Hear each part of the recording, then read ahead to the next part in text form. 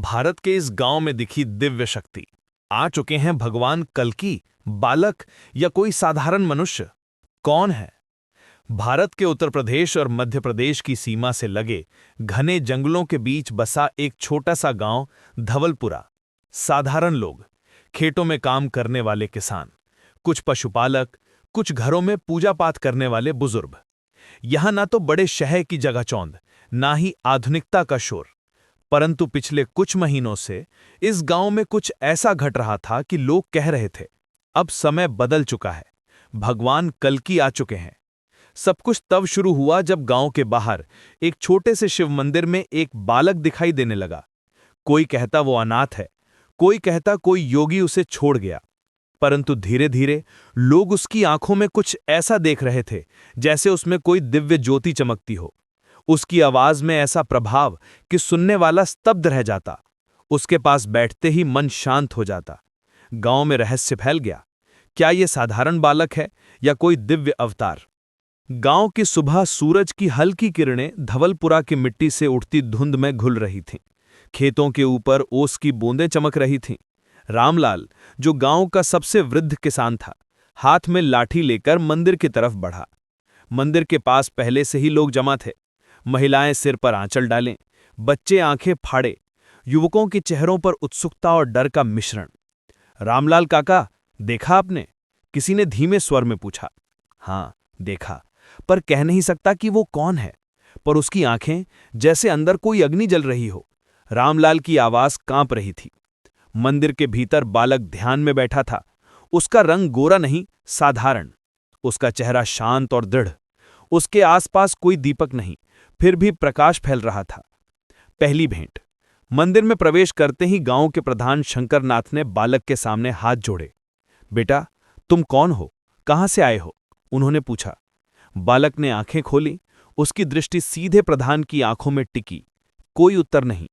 फिर धीरे से बोला, मैं वही हूं जो समय आने पर आता है, पर मैं यहां सेवा करने आया हूं। पहचान आप करेंगे या समय करेगा? सब सन्न रह गए। किसी ने ऐसा उत्तर नहीं सुना था। प्रधान की आंखें भर आईं। क्या आप? पर शब्द अधूरा रह गया।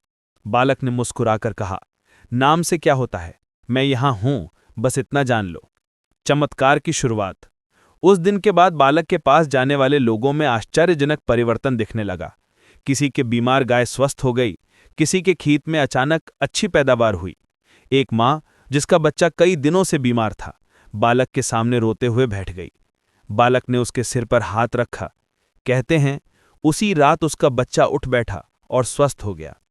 गांव में ये बात आग की तरह फैल गई। ये साधारण बालक नहीं है, ये तो अवतार है। भगवान कल्कि लौट आए हैं। संदेह और विरोध। हर किसी को विश्वास नहीं था। गांव के कुछ लोग बोले, कहीं कोई चाल तो नहीं? अगर ये सच है तो सरकार क्यों नहीं आई? ये बच्चा किसी बाहरी साधु का छोड़ा हुआ होगा। इन सवालों के बीच एक रात बालक मंदिर के बाहर अकेला बैठा था। गांव के युवा राकेश ने पास जाकर पूछा, अगर आप भगवान हैं तो दुनिया का दुख क्यों नहीं खत्म कर देते? बालक ने उसकी तरफ देखा। आवाज गहरी थी। जो अपने भीतर अंधकार से लड़ना नहीं चाहता, उसके लिए कोई अवतार पर्याप्त नहीं। समय के साथ सत्य प्रकट होगा। राकेश स्तब्ध रह गया। बुजुर्ग की भविष्यवाणी। गांव की सबसे बुजुर्ग महिला गोमती दादी, जो हमेशा रामायण और पुराण की कथा सुनाती थीं, बालक के पास गईं। उन्होंने उसका चेहरा देखा और फूट पड़ी। हे भगवान, ये वही लक्षण है। श्वेत अश्व की चर्चा पुराण में थी। अग्नि की आंखें, धर्म की रक्षा, क्या सचमुच वही है? समय आ गया। उन्होंने बालक के चरणों में सिर रख दिया। मंदिर में उपस्थित लोग रो पड़े। बाहरी दुनिया का प्रवेश। कुछ दिनों में आसपास के गांव से लोग आने लगे। पत्रकार भी आए, कुछ कैमरों के साथ, कुछ नोटबुक लेकर। एक पत्रकार ने पूछा, क्या आप खुद को कल्कि कहते हैं? बालक ने मुस्कुराकर कहा, मैं किसी नाम से बंधा नहीं। जो धर्म के लिए खड़ा होगा वो मेरा साथी है। उस उत्तर ने सबको चौंका दिया। कैमरे चलने लगे। खबर शहर तक पहुंची। रहस्य गहराता है। रात के समय कुछ लोग कहते कि मंदिर के पास नीली रोशनी दिखती है। कुछ ने कहा वहां घोड़ों की टापों की आवाज सुनाई देती है, जबकि वहां कोई घोड़ा नहीं। एक साधु ने दावा किया कि उसने बालक को ध्यान करते देखा और उसके चारों ओर अग्नि का मंडल दिखाई दिया। गांव में अब विश्वास और डर साथ साथ बढ़ रहे थे। कोई उसे पूज रहा था तो कोई कह रहा था कहीं यह समय का खेल तो नहीं। बालक का मौन संदेश। एक दिन गांव के सभी लोग मंदिर में एकत्र हुए। बालक ने हाथ उठाकर कहा, समय निकट है, अधर्म बढ़ चुका है। जो प्रेम करेगा वो बचेगा, जो स्वार्थ में डूबा है वो अंधकार में जाएगा। मैं यहां उसी समय के लिए आया हूं जब सब भूल चुके होंगे कि प्रकाश क्या होता है। उसके शब्दों ने लोगों को भीतर तक झकझोर दिया। आस्था बनाम भय। कुछ लोग गांव छोड़कर चले गए, कुछ ने बालक के चरण पकड़ लिए। महिलाएं उसकी पूजा करने लगीं, बच्चे उसके साथ खेलते। गांव में नई ऊर्जा का संचार हुआ। खेतों में काम करते हुए लोग उसका नाम जपते, परंतु बाहरी दुनिया में ये घटना राजनीतिक बहस, धार्मिक विवाद और अंधविश्वास बनाम विज्ञान की बहस का विषय बन गई।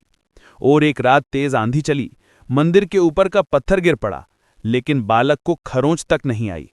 सुबह लोग वहां दौड़े। बालक शांत बैठा था। आसमान में इंद्रधनुष जैसा प्रकाश फैल गया। गोमती दादी रोते हुए बोली, अब कोई संदेह नहीं, वे आ चुके हैं। धवलपुरा गांव अब साधारण नहीं रहा। कोई कहता वो बालक भगवान कल्की है, कोई कहता वो तो एक साधारण मनुष्य है जिसकी तपस्या ने उसे महान बना दिया।